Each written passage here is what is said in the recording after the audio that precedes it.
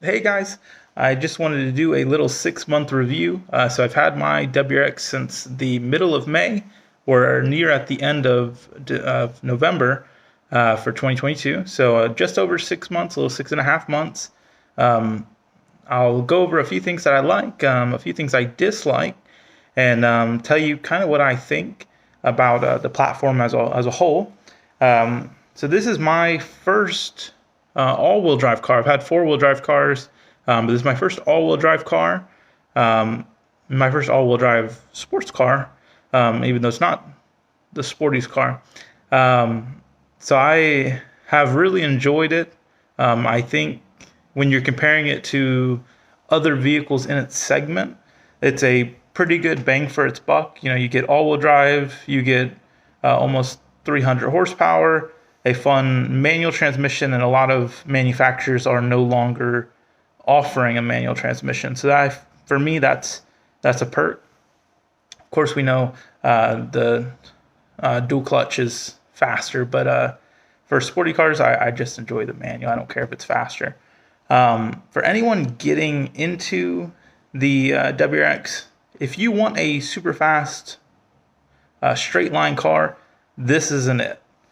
For similar money, not too much more, depending on what trim you get a 5.0 or the SS. I think you can probably get a 5.0 for mid-high 30s, and of course, all day, 400 plus horsepower. It's going to be a faster car. Personally, if I was to get one, I would say wait until the 2024 comes out. It's got the Tremec. It's better than the MT82 that's in it. I was not looking for a super fast straight line car. Looking for a fun car that kind of fits into my lifestyle and where I live. Rear wheel drive doesn't work great on snow and other avenues. And where I live, it doesn't snow per se, but we've got a lot of dirt roads and things of that nature, which I want to be able to take my car wherever I want to take it. So that was one of the big perks to me. Where I live, it rains a ton, similar to Florida.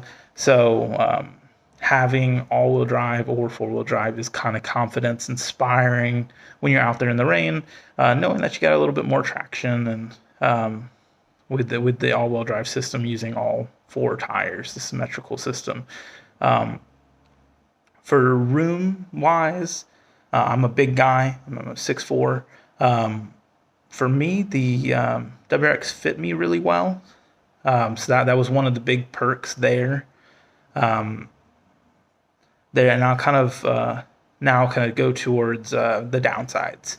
I think the base and the premium, I believe blind spot indicator should be a standard feature with the Subaru taking a stance towards safety. And of course, they've got great crash safety ratings, but blind spot, being in the age we're in of technology, blind spot indicator should have been a standard feature, or even if they would have bumped the price up $500, I think it should have been a standard feature.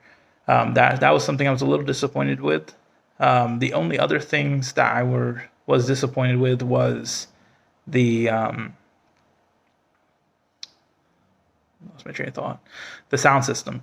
So the sound system for the base and the premium is terrible, which is an easy fix, very easy fix.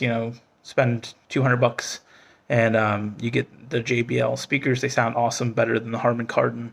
And I've got my wife's car I can compare that to. But I still think the bass speaker should have been a little bit better. So I was a little disappointed in that. But those are kind of like the main two things, and one of which I fixed. I've got the upgraded the sound system. I sounds so much better for $200. The blind spot indicator is not really anything I can do about it. I just have to, for me, I'm a relatively safe person, so I just kind of look an extra time. And I know all those people saying, "Oh, you didn't have those 10 years ago," or yeah, but all of the cars I've had in the last 6+ years have all had blind spot indicators, the rear sonar, the works. And my Forester has all of that. It's got front facing camera, and I don't really need the front facing camera. I'm the type of person, I'm that guy. I back up into all of my parking spaces, so I don't really care too much about the front facing camera. While it's nice to have on the Forester, just a little bit of a bigger vehicle, and the WRX not super necessary. But sound system's definitely one.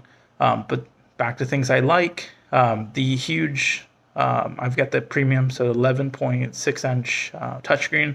It's awesome. It's like having a big touchscreen and kind of like almost like a tablet, like they have in the Teslas. I think I really like that. The only downside to that right now, and I know that's going to come with software, is when you use your Android phone, it's only half screen.